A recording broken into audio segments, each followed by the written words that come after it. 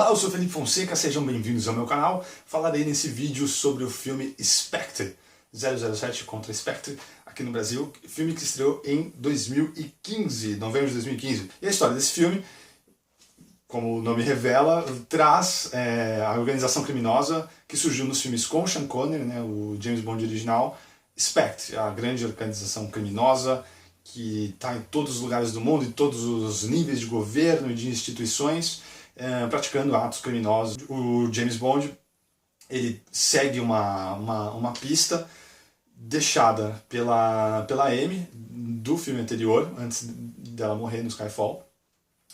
E a gente vai acompanhar essa história, essa é a trama de Spectre. Um bom filme, eu gostei. Tem algumas pessoas, inclusive vocês lerão críticas dizendo o contrário. Eu achei um bom filme. Ele não é tão bom quanto Cassino Royale e Skyfall, que eu ainda tenho uma certa dificuldade para decidir qual dos dois é melhor, mas os dois, para mim, são dois dos melhores filmes da série. Então seria exigir demais, porque o Daniel Craig conseguiu um feito, né? Poucos filmes, mas dois desses filmes, na minha opinião, e de muita gente também, dois dos melhores filmes da série James Bond. Então, o Spectre não ser tão bom quanto eles não é necessariamente algo ruim, porque aqueles eram muito bons. Esse é melhor, eu acho, sem dúvida, do que o Quantum of Solace, mas analisando ele como um filme de James Bond, independente de cinema, como um filme de maneira geral, ele não é bom quanto Skyfall e Cassino Royale, e ele tem uma série de problemas, e talvez até eu vá citar mais problemas do que coisas boas no filme nessa crítica. Mas me diverti bastante, eu gostei do filme. E como um filme da série James Bond, ele entrega várias coisas, ele é muito divertido, é um filme bacana da série. Pode parecer uma besteira, mas nos dois últimos filmes, né, no Quantum of Solace e no Skyfall, essa célebre cena do James Bond entrando com as bolas e atirando pela visão do cano de uma arma, elas só ficaram pro final do filme, né, no Quantum e no Skyfall. E no Cassino foi no início do filme, como tradicionalmente é. E no Spectre eles retomam isso, né? É um detalhe que eu gostei bastante, eu senti a falta de ter essa cena no início dos filmes. E nesse filme, nesse quarto filme com Daniel Craig, o segundo dirigido pelo Sam Mendes, que também dirigiu Skyfall, eles retomam várias coisas que há muito tempo a gente não via, desde os tempos do Pierce Brosnan, como, por exemplo, ele pedindo um martini da forma tradicional, porque nos últimos 3 filmes sempre rolava alguma piada, um desdém dele com o martini, no Cassino Royale, inclusive, e esse é o primeiro filme com Daniel Craig que ele pede um martini batido, não mexido. A interação dele com o Q e com a Moneypenny é similar ao que aconteceu na maioria dos filmes da série, né, mas que não ocorria com esses filmes do Daniel Craig, até porque esses personagens só foram apresentados no Skyfall, e o Skyfall deu a deixa, né? O final do Skyfall foi como se fosse agora, vai ser o início do James Bond, que a gente viu nas últimas décadas, e chegamos até ali, né? O James Bond mais clássico. Então, Spectre traz uma série de coisas do James Bond mais clássico, é mais similar ao que a gente tinha antes, em termos de timing, de piadinhas. Tem alguns bons momentos, tem um momento engraçado, inclusive, com uma das Bond Girls do filme, é uma cena que provoca riso e tal, pela fala e pela ação que se discorre.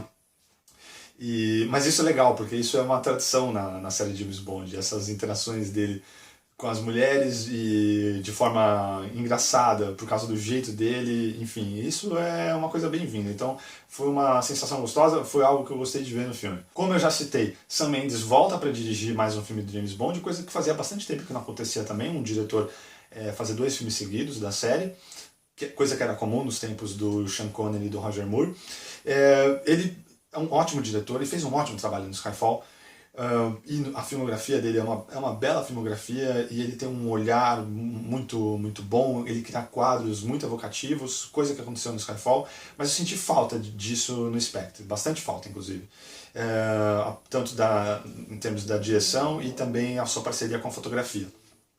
O filme começa bem, começa com uma coisa que é inclusive difícil, eu não vou falar nunca teve, porque são muitos filmes do James Bond, e por mais que eu seja um grande fã, às vezes posso estar esquecendo de alguma coisa.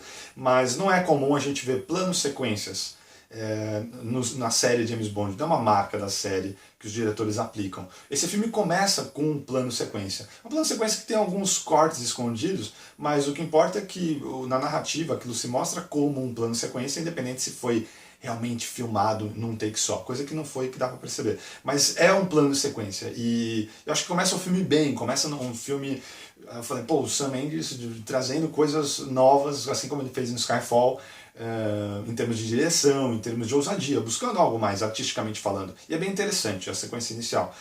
Mas isso se perde ao longo do filme, isso não é repetido. Novamente, mas porque ele também dirigiu, coisa que ele fez no Skyfall. Parte disso também tem a ver com a fotografia. Fotografia do Hoyt van Hoytema, que é ótimo fotógrafo. Para citar alguns filmes dele, ele fez Interstellar, excelente trabalho. Ela, fenomenal. Deixa ele entrar, o original, né? Quer dizer, é um ótimo fotógrafo. No Skyfall ele trabalhou com o Mendes trabalhou com o Roger Deakins, é um mestre vivo, então não dá para comparar, mas o Van Hoytema é um ótimo fotógrafo pelo currículo dele, e ele ficou muito aquém dos próprios trabalhos dele, esses que eu citei aqui nesse filme, e até de os outros filmes, o Quantum menos, mas o Cassino Royale também, que tinha uma preocupação estética maior. E nesse filme é tudo meio pasteurizado, várias cenas em que fica muito claro o uso de tela verde, de composição de cenas em que o ator, você vê que não estava ali de fato, coisa que acontece, é normal, eu não costumo me apegar nisso, mas nesse filme aconteceu bastante, e quando acontece tanto assim, acaba distraindo, acaba te tirando da experiência cinematográfica. Então isso é um problema. Aliado a isso, né, porque está tudo nesse mesmo pacote, o design de produção, que nos últimos três... Bom, primeiro que é uma marca da série James Bond, o design de produção. Foi indicado a muitos prêmios em toda a sua história, e os grandes covis dos vilões, sets incríveis, grandiosos, locações maravilhosas. E nesse filme a gente tem muitas locações bonitas e países e locais que poderiam render mais e não rendem. Eu senti muita falta disso. Porque até o Quantum of Solace, que eu acho o mais fraco desses filmes com o Daniel Craig, ele visualmente tem coisas memoráveis. Notadamente, pode ser talvez a única, mas uma coisa que marcou bastante. A sequência final, naquele hotel no meio do deserto, uma ótima locação que eles encontraram, uma coisa visualmente marcante. Dificilmente você assistiu aquele filme, ou mesmo quem não assistiu, não sabe do que eu estou falando e não lembra. Foi algo visualmente marcante. E nesse filme, assim, é preciso mais tempo para assimilar esse tipo de coisa, mas nada disso ficou na minha memória. Um lugar assim, um set, um design de uma locação, enfim, interno, algo assim. E as locações, os países que eles visitaram, não encontraram locações muito marcantes, apesar dos países que eles visitaram, que poderiam dar muitas possibilidades. O casting é muito bom, fora os atores que já vêm do último filme, desde do primeiro com Daniel Craig, tem algumas adições, notadamente o vilão, interpretado pelo Christoph Waltz, e as Bond Girls, interpretadas pela Monica Bellucci e pela Léa Seydoux. Todos os três eu considero excelentes atores. Assim. A Monica Bellucci talvez nem tanto, mas ela, dependendo do papel que você coloca ela pode sair excepcionalmente bem. Então, uma boa trinca para ser acrescentada no filme.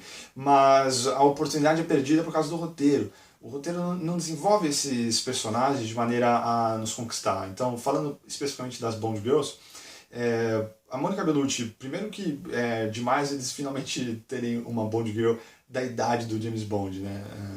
Muito bacana isso.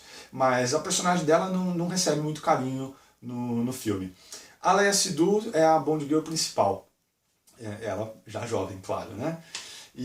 Mas ela também não é desenvolvida de uma maneira que a gente se importe com ela da maneira que nós deveríamos nos importar, dada a história. Eu não quero entregar nada, mas era para ser uma personagem com que a gente se importasse mais e que a gente acreditasse mais na relação que ela estabelece com o James Bond durante o filme. Mas essa relação, né, então, dentro do roteiro, os momentos de interação entre os dois e a maneira com que a personagem é construída, fica falho. E conhecendo a atriz, a Léa, que já fez, jovem, mas vários trabalhos incríveis, Azul é a Cor Mais Quente, o mais recente que eu me lembro, é uma oportunidade perdida. O Christopher Waltz, excelente ator, muita gente fala que ele se repete, que ele sempre atua a mesma coisa, principalmente nos filmes que ele fez com o Tarantino e tal. Eu não acho, eu acho ele um ótimo ator, eu vi ele recentemente no Carnage, Deus da Carnificina, e ele ótimo, e ele não é um grande vilão como deveria ser. Assim. Ele deveria chegar, nossa, colocando tudo abaixo.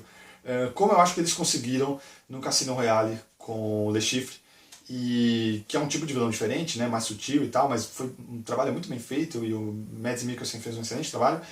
E nesses filmes com o Daniel Craig, o Javier Bardem no Skyfall, né, que é ele sim construído como um grande vilão, um vilão marcante. E acho que o roteiro pecou nisso com o vilão desse filme também. A trilha sonora é do Thomas Newman, novamente, porque ele fez Skyfall porque ele é um parceiro habitual do Sam Mendes. Então ele entrou no lugar que vinha sendo do David Arnold desde O Amanhã Nunca Morre, do Pierce Brosnan. David Arnold, para mim, é o segundo maior compositor da série James Bond, depois do John Barry, porque a inspiração dele toda vem do John Barry, que é quem criou o som do James Bond desde o primeiro filme com Sean Connery. Tem outros compositores que fizeram bons trabalhos em um filme ou outro, que participaram uma vez apenas da série, ou duas, como Marvin Hamlish. E o Thomas Newman é esse que tem a oportunidade de fazer mais de um filme, né, 2 filmes. Mas ao contrário do Skyfall, que ele conseguiu, apesar do estilo dele, de maneira geral, não combinar tanto com filmes de ação, com enfim, o James Bond que você imaginaria, ele conseguiu fazer um trabalho interessante, na minha opinião, no Skyfall. Aqui ele repete muitos dos temas utilizados no filme anterior, o que me incomodou. Me pareceu uma certa preguiça de criar coisas novas. Provavelmente não é isso, foi uma escolha, mas soa como isso, porque não são temas memoráveis para serem tão reutilizados. Ao contrário do que já aconteceu com outros compositores, como John Barry e David Arnold, que criaram outros temas, não só utilizando o tema do Monty Norman para o James Bond, e que foram utilizando esses temas ao longo de outros filmes. O Thomas Newman tenta fazer isso, mas ele não é feliz, porque os temas dele, criados originalmente no Skyfall, não são tão fortes para ele trazer com tanta repetição nesse Spectre. Eles aparecem mais, inclusive, no Spectre do que no próprio Skyfall apareciam. Isso me incomodou bastante. É claro que James Bond a gente tem que falar também da canção tema. A canção tema é interpretada pelo Sam Smith. Dentro do filme, na sequência inicial, ela funciona, mas não é uma música muito marcante, não é uma das melhores. Ela está na parte de baixo das melhores músicas dos filmes do James Bond. Mas algo que eu gosto, a melodia dela é trazida em alguns momentos da projeção pelo Thomas Newman e utilizadas, e notadamente numa cena de romance do James Bond com uma Bond Girl, que aparece de forma mais forte. Eu gosto quando eles utilizam a canção tema dentro da trilha sonora, isso é bacana. Mas talvez a coisa mais importante desse roteiro, desse filme, que é, como eu disse no começo, juntar esses 4 filmes numa história só, o que pode ser a coisa mais marcante, mais única, e eu acho que é interessante, talvez também seja o maior problema. Porque ao tornar essa história que se passa nesse mundo do James Bond, do MI6, muito pessoal com o personagem James Bond, quer dizer, ele é o estopim de tudo. Nesse filme as coisas se mostram como se tudo girasse em torno dele. Então é uma coisa meio de herói, e é uma tendência dos filmes de hoje. Então isso já deve ter sido pensado, talvez nem desde o Cassino Royale, mas conforme eles foram fazendo os outros, o Quantum, especialmente, em que eles estabeleceram deram indícios de que tornariam essa história uma história maior no decorrer dos outros filmes. Tem a ver com as séries de filmes que nós temos hoje em dia, né? Principalmente os filmes de heróis, franquias, e isso é a maior coisa que um estúdio pode ter hoje em dia, é uma franquia, né, para ganhar dinheiro. Todo mundo quer uma franquia, todos os estúdios querem uma franquia. Então, eles criarem essa história com todo um passado pro James Bond nesse filme, e história de origem, não do cassino, mas que vai até a infância do James Bond. Isso pode até ser interessante, mas não é só uma coisa de fã que eu tô falando, de não gostar desse tipo de coisa porque vai contra os outros filmes.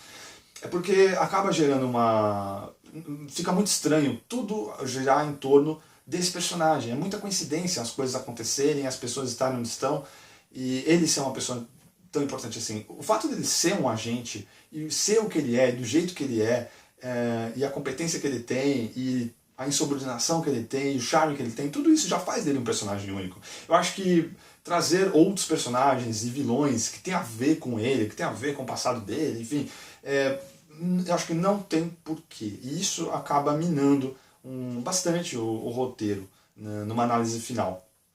E muitos dos problemas do roteiro estão aí, porque aí a gente tem muita informação, para pouco tempo e bota-se muita fé na gente, mas o filme tem que trazer as explicações e as decisões dos personagens que muitas vezes são tomadas do nada e sem muita explicação, sem muito fundamento, e isso prejudica bastante o nosso envolvimento com a história, com essa construção dos personagens. E como eu disse no começo, eu provavelmente ia falar mais coisas negativas do filme do que coisas positivas, mas é o que eu comecei falando. Mas eu gostei do filme, eu me diverti com o filme. Tem boas sequências, tem um clima de um pouco mais leve em várias partes, coisas notáveis. E aí tem sim a ver com o fato de eu ser fã do James Bond, então tem quem é fã certamente. E na sala que eu tava, várias pessoas se manifestaram, assim, né, nesses momentos. O momento do Martini, o momento de uma conquista, um momento engraçado dele com o Q. E essas coisas que é o saudosismo desses 23 filmes que vieram antes, desse 24º 007 contra Spectre. Eu dei 3,5 estrelas para esse filme. É um filme mediano da série, mas somando a média dos filmes com Daniel Craig, a média dele é bem alta. Então já com 4 filmes já deixa a sua marca nessa série. E eu não sei se ele vai voltar ou não como o James Bond, mas o James Bond com certeza voltará. E eu pretendo fazer mais vídeos nas próximas semanas sobre o universo de James Bond, fazer alguns ranking inclusive dos filmes do Daniel Craig, e fazer listas são legais, eu gosto de fazer listas sobre o futuro da série, diretores, possíveis atores, caso o Daniel Craig não queira mesmo retornar, enfim, ainda não é certeza se ele vai voltar ou não, vamos ver. E eu postarei esses vídeos aqui no canal, espero que vocês continuem curtindo. Muito obrigado sempre pelas curtidas aqui no vídeo, pelos comentários, aqui no YouTube e nas redes sociais, no Twitter, no Facebook. E é isso, 007 contra Spectre. Digam aí o que vocês acharam, se vocês concordam ou não com a minha análise, e se gostaram ou não do filme, que posição colocam aí, enfim, seus pensamentos e análises sobre esse filme. Muito obrigado pela audiência e nos vemos no próximo vídeo. Grande abraço, até mais!